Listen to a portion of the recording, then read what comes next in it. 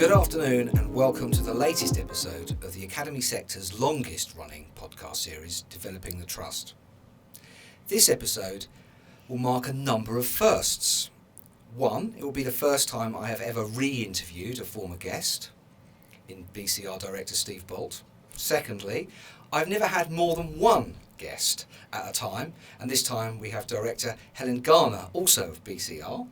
And finally, this is the first time I've drafted in a co-host, and I'm delighted that James Smurthwaite of Green Net Zero is here to assist me.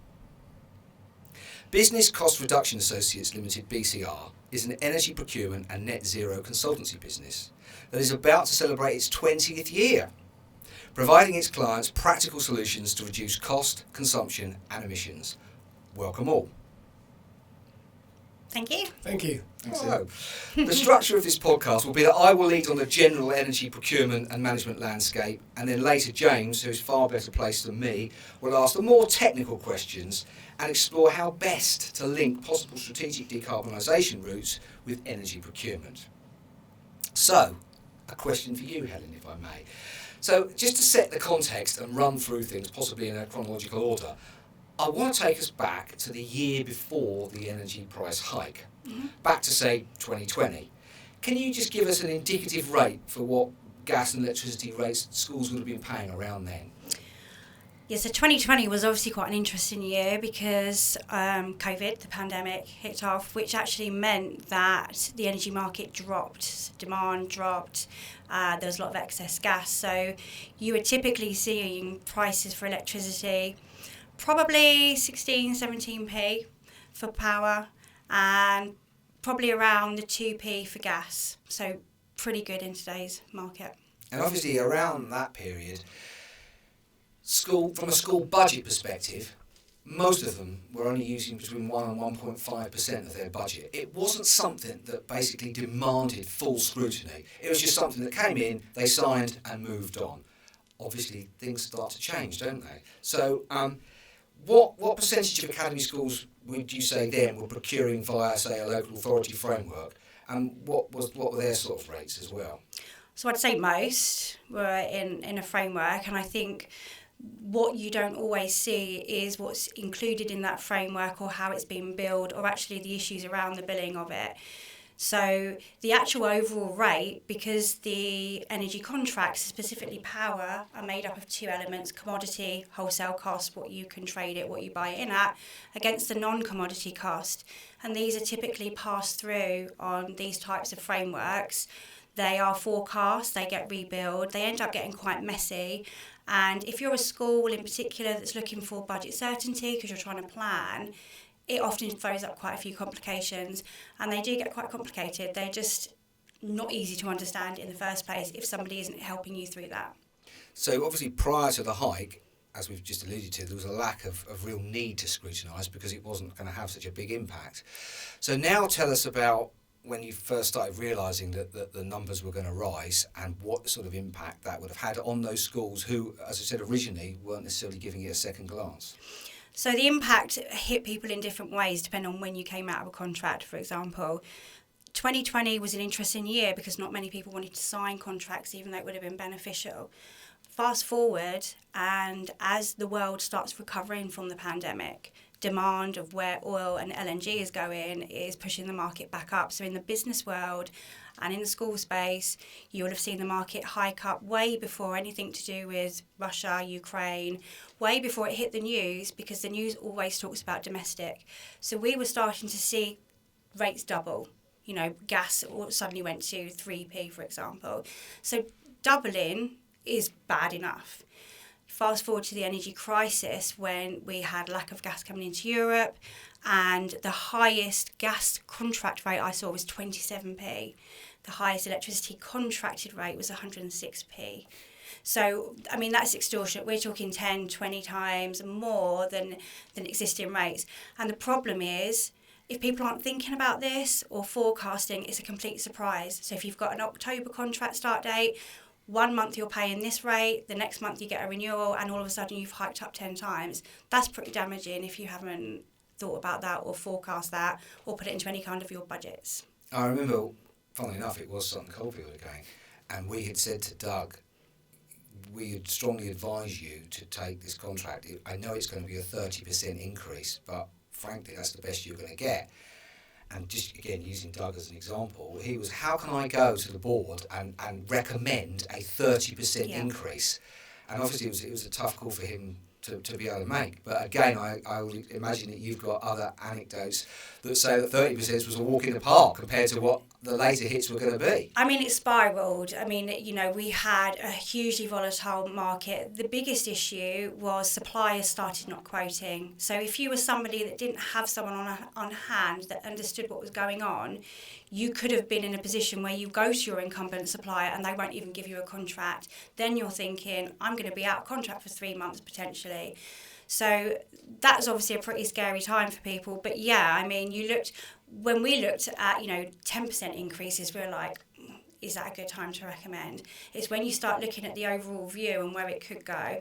And actually some of the rates surprised me where they went. The biggest thing that we had was the amount of people that said to me, if you make me sign this contract, we could go out of business.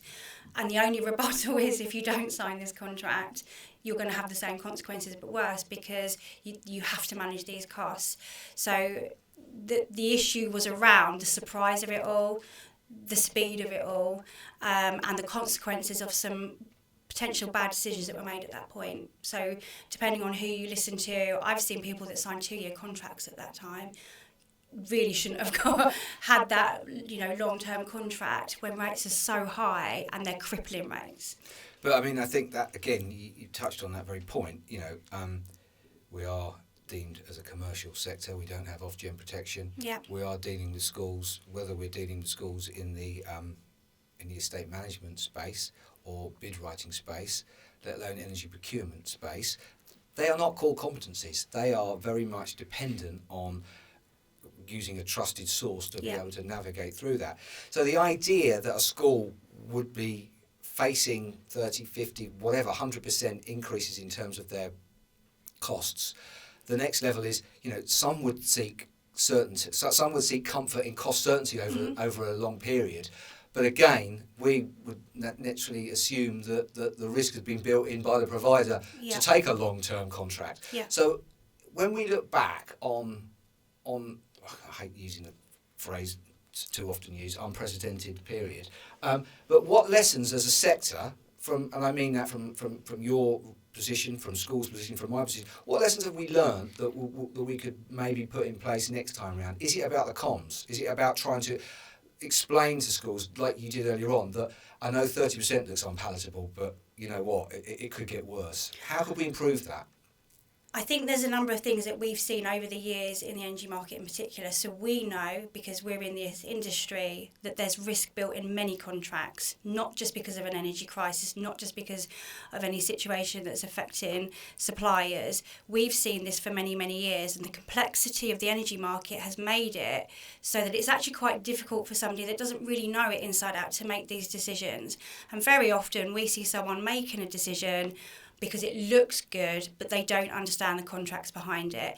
So we've always tried to educate people well before signing a contract to say, what are you signing? What impacts does it have? What risks are there? What supplier risks are there? Remember, in the energy crisis in particular, many suppliers weren't hedging properly and went out of business. So there's also other issues around suppliers, how they're going to treat you, what they're going to do to reconcile some of their contracts. So for us, education's key. Understanding what you're signing for is absolutely key, and I've still yet to meet someone that reads the terms and conditions for their energy contract. Having somebody that is placed to see what impact that contract could have if you change anything on site, or change your forecast, or change what your school wants to do over the coming years is key. And I would say that the market is so complex now that it can't just fit under someone's to-do list anymore. And I've seen it get passed around to HR people to sign off, or IT staff.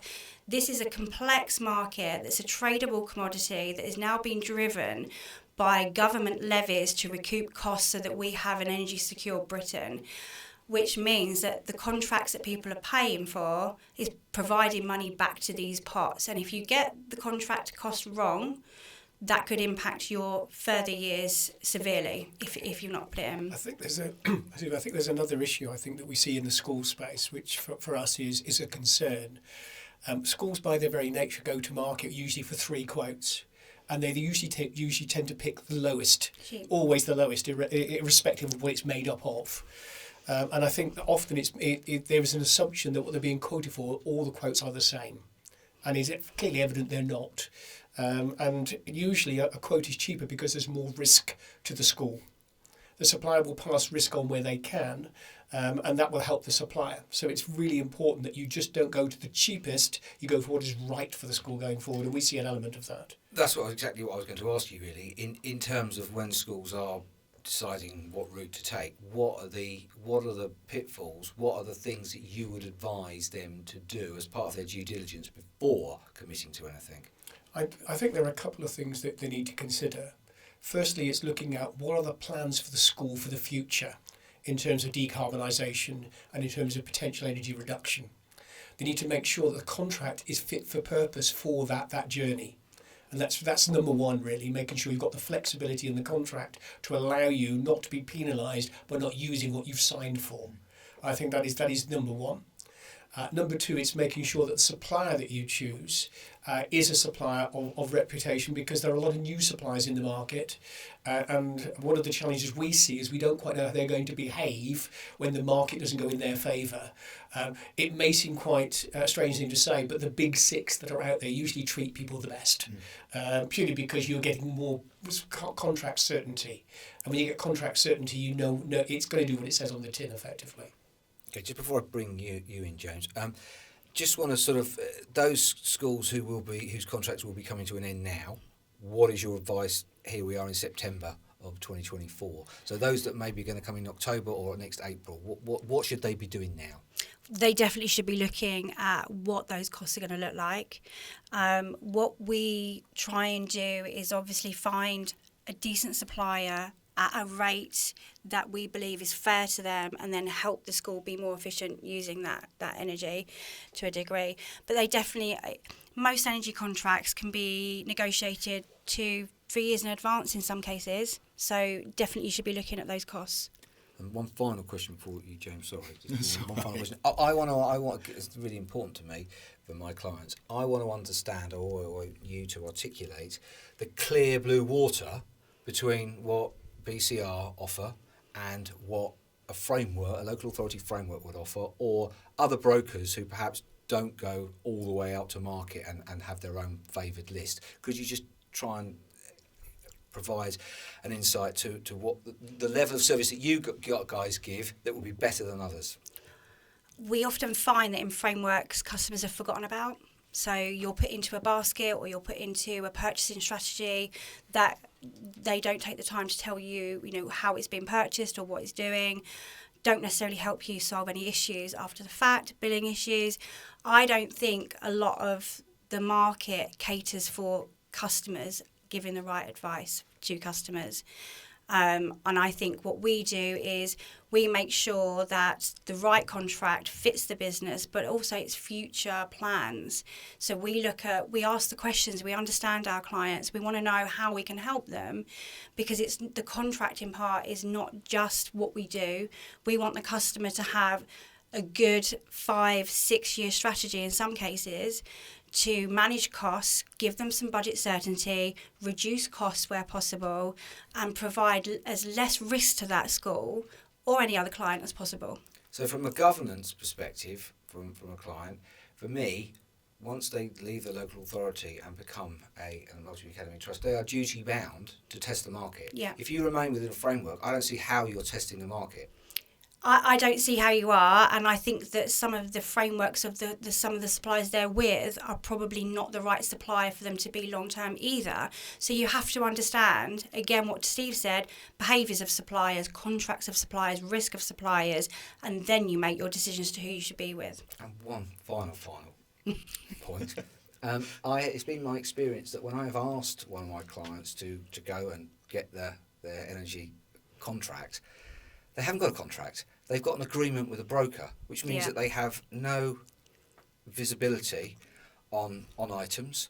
So again, from from a perspective of being able to provide evidence that they've got the best value, if you're denied access to that, again, I can't understand how you can prove that you have got that best relationship. So what is the difference between what having a direct relationship with an energy provider that gives you visibility of the contract as opposed to a broker which only gives you an agreement? Could you just give us some heads up on that? Transparency is key. I mean, it should be key to any business, and it hasn't necessarily been in the energy space until recently.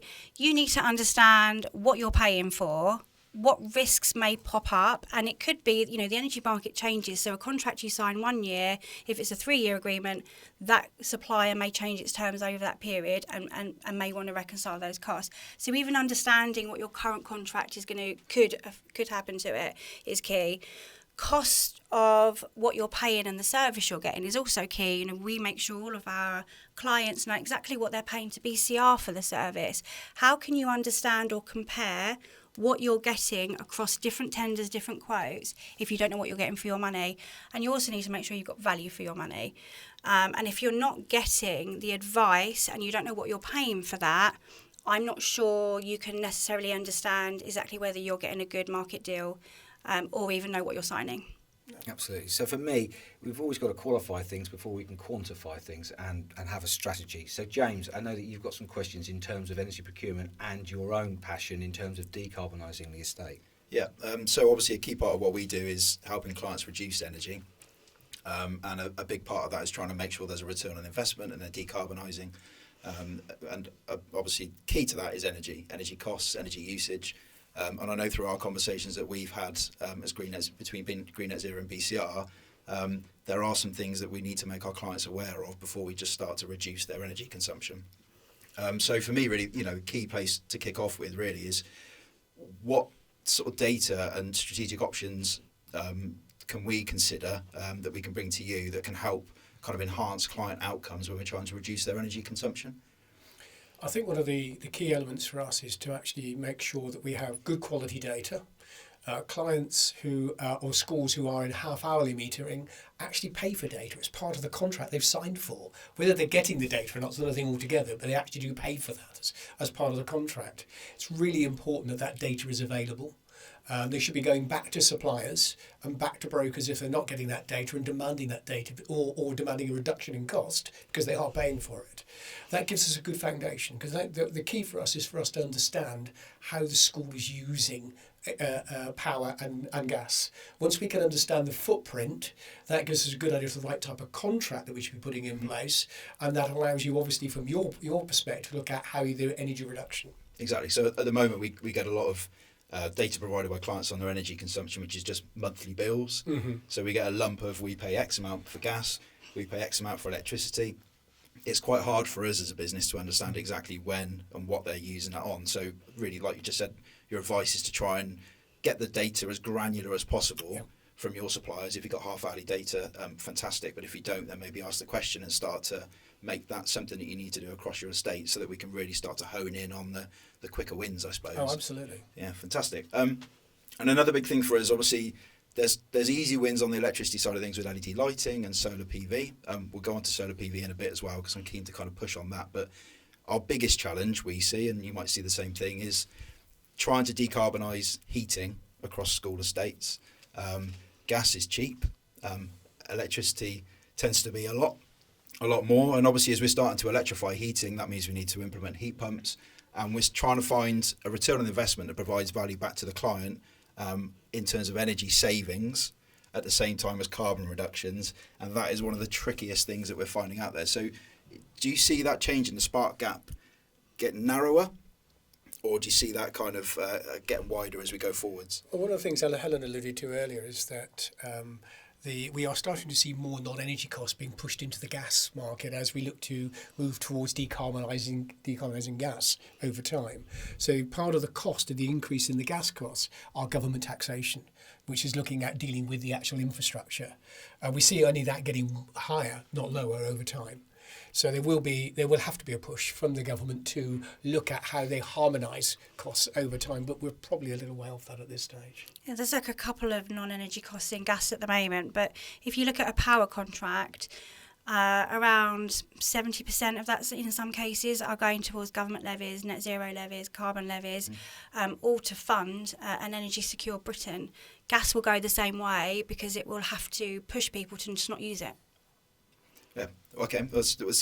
So really, the answer there is that we don't really know where it's going at the moment. But I suppose the more people can prepare for that change coming, the better place they're going to be. Probably a fair assumption at this stage. Yeah, absolutely. Brilliant. And we're going into the infrastructure side of things. You just mentioned about it there. Obviously, with the electrification of heat as well, there needs to be more power availability into sites. We know that the grid infrastructure isn't there at the moment to support that wholly across the estate. Have you got any advice for schools that may be looking at improving the infrastructure or considering electrifying a heat or solar PV that they might need to think about before they make that jump? Anything to do with the grid takes time. There are some cases where you go to the grid and they tell you that they're not going to take any more applications till 2029 or something like that. The key is to plan. The key is to be aware of what you need. The key is to know what your site needs to use. Is there ways of reducing capacity by doing other renewables, for example? The key is to have an overall plan that encourages what you want to do and then the best way of getting to it at the best cost as well. Grid work is not cheap. And there will be problems with capacity, etc. So they really need to start thinking about what could this site be doing in 5 years and what do I need to do, and looking at how you can get to that position. And it's not going to be an overnight plan. I think one of the things advice we would give to schools is that whatever KVA allowance, and that's the allowance that every building in the UK is granted an allowance by the grid. That sort of adds up to an amount which then feeds back to a substation, which allows the system to cope. If the school has a certain KVA but it's actually using less than that, we would suggest don't fall into the trap of reducing KVA, because where we're going in the future is there'll be more pressure on using power than there will be using fossil fuels. So please hold on to what you've got, first off. That would be one bit of advice. And understand what you've got, actually. Understand what you've got. Yeah. Because if you look to things like, for example, EV charging points, electric car charging points on site, or just putting in air source heat pumps and removing gas boilers, all of that is going to increase your energy capacity, your load on the building. So be mindful of the fact that you may be using more over time. It is a soft option, often from a broker market in particular, to reduce KVA in the short term. Our experience is once you've given it back to the grid, you will not get it back. Or you'll get it back at a price, and the price will be pretty nasty. Where would a school go to find out that data on a KVA capacity? It should be on their bills.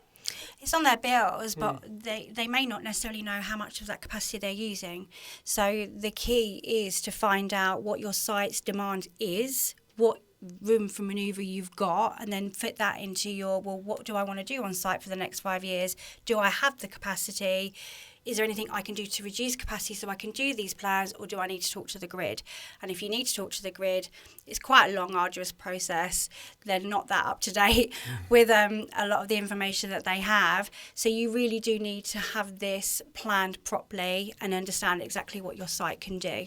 And equally, on the flip side of that, if you know your long-term plans is to reduce energy, there's also some pitfalls to watch out for in a market where if you use less than maybe your contract states as your minimum consumption allowance, you might actually get penalised for using less energy effectively, which goes against what we're trying to do, especially. So people need to be aware of that, I guess. Most contracts have what's called volume tolerance or take or pay. It's been in energy contracts forever. It's a percentage against your contracted volume that you have to use. If you go below it, so there's usually around a 20% tolerance, but that can vary. Every supplier is different. If you go over or under your contracted consumption, the supplier has the right to bill you. So to put that into context, you could go to a client or go to a school, you could save them 40% on their power contract or on their power consumption, and the supplier says, I don't care what you've done on site, I'm going to charge you this anyway. So you can imagine somebody investing in a programme to be good to the environment, reduce their costs, and then still get penalised anyway. So is there an optimum time, bearing that in mind, in terms of what's buried within the existing contract, if James and I are setting a plan, is there an optimum time not to go, i.e. wait for that contract to expire, or can you renegotiate during the contract if you know your strategic aim is to reduce that volume use? Volume tolerance is about supplier risk. So again, it comes back down to the supplier that you're with, and whether and in effect whether you can negotiate with them. Most of them will let you reforecast to a degree, but it's not fail-safe. Obviously, if they're going to lose money, which is always the key, there could be issues around that contract, but it's about managing risk. So if you came to me with somebody 5-year contract that's got, say, 5% volume, I would go straight to the supplier and see what I could do to mitigate that risk. It's not a fail-safe option because the suppliers do what they do. But the thing that I always want to try and instill in my clients is that ultimately they do actually hold the whip hand. If your provider was unwilling to play ball, I guess chances are of using you again are going to be quite low. Yeah, but most suppliers don't necessarily think in the same way. It's a cutthroat market. It's a commodity. They have a lot of risk, and if you think about COVID in particular and going back to that, they will have lost a hell of a lot of money because a contract is you promising to pay for energy. If you then don't use that energy, they're automatically losing money. So whilst I don't feel sorry for them, they've also had it hard, and that's why they do it. They don't necessarily set out to say, okay, we just want that money for no reason. They are recouping costs themselves, and that's the issue. And if you go to some suppliers that aren't the big six, for example, that's probably where some of your risk is, because they may not have hedged, they may not have forecasted on energy costs, and if they lose out, they can't afford to absorb the costs. That's when they penalise your end user. And we saw 31 suppliers fold over the last 4 years. Predominantly in the domestic market, the majority of them, but we did see 1 or 2 in the corporate space go. I think one of the things I said earlier was that when schools go to market, and they usually get 3 quotes, don't just focus on the cheapest. Understand why it's the cheapest. It'll be the cheapest because there is more risk to you as a school than there is to the supplier. That's the point usually there, what we Steve, see. is that they're not going to have the wherewithal to be able to make that analysis. They are going to require a specialist like yourselves to be able to make those calls for them. Otherwise, they're not going to know where to begin, are they? Well, that's why it's disappointing that people are in frameworks or people go through this process where they do have a consultant, but they still don't know this stuff. That's what's disappointing. Yeah, and also I think we've seen the broker market often be quite what we call quite lazy in the way that they promote. They'll promote 3 quotes being the same. They're the same. They all have the same characteristics, and they don't. They simply don't. And as an example, really, of where you're at in the market, when you look at the wholesale market and the non-commodity market, when it comes together as a unit price, you can have contracts which fix down both elements, so there's no risk to the school going forward. Clearly, they will usually be more expensive than something that says it's a forecast and we reserve the right to reforecast. And as an example of a supplier in that space, Scottish Southern Electric have 2 contracts, one called Protect, one called Choice. Often Choice is sold as a fully fixed contract, and it's not. And they have reforecasted their knowledge cost 4 times in the last 12 months. So what would be the additional cost in terms of going for the fix rather than the tracker, then going from Choice to Protect? What would be the uplift on that? About 6% difference. And does that make, given what you've just said in terms of the 4 changes, does that still make economic sense? Would you, I know it's not everything's always the same, but it sounds like you'd advocate going for the Protect then? Yeah, I think we would go that route. I think there is another rationale to think about from a school's perspective. When you exit a contract, if you have a contract that has a forecasting element into it, that can follow you up to many, many years afterwards. We have seen reforecasting done 6 years after you've left a contract. Especially frameworks. Yeah, especially in frameworks. They have the right to pass on the costs at any time. There is no limit to you ending the contract. Lovely. I think for me, that's kind of everything we need to know, to be honest with you. The only other thing is solar PV is obviously quite a hot topic at the moment, and it's being pushed out to a number of the schools that we talk to. It's not quite as simple as putting it on a roof and gaining the benefits from the energy that it's producing. Obviously, we try and make sure that schools are sizing it in the correct way, and we're helping them size that. But equally, infrastructure's got to be right as well for that as well. So did you want to talk a little bit about the process that needs to be gone through to actually make sure solar's a viable option, and the size of solar panels that might want to go in terms of capacity, and a potential feed-in tariff kind of risks as well that might. Well, I think there's a couple of things to James to cover in that point. The first thing is that it's really important to go to the grid first and go through something called a G99, which is a grid application for solar. That will tell us actually any restrictions that are actually on that particular array. And that's quite important because that allows you the flexibility of what the grid will allow you to do with the excess. Because the problem that schools are going to have is that schools aren't there 24/7, 365. The reality is that we've just come off the summer holidays. The school's been shut for 7 weeks. I know there'll be people on site doing maintenance and various other things, but it's not using the capacity that we used during the school term. So what's happening to the solar it's generating during that time? The chances are it's going back to the grid in some guise. Then, so it's really important to make sure that firstly the grid will take it, because if they don't, you just lose it, and they'll take it at a price that makes it viable for the school. So it's important that you have an export meter and export agreement in place, and that's why you go through the legal process of a grid application to make sure you set this up in the right way. Fantastic, thank you. Yeah, listen, thank you, all of you. Thank you, Helen. Thank you, Steve. Thank you. Thank you. James. Thank you for having us. If anyone's watching or listening and would want any further information, please contact me, James, or either of you guys. Thank you very much. Thank you. Thank you.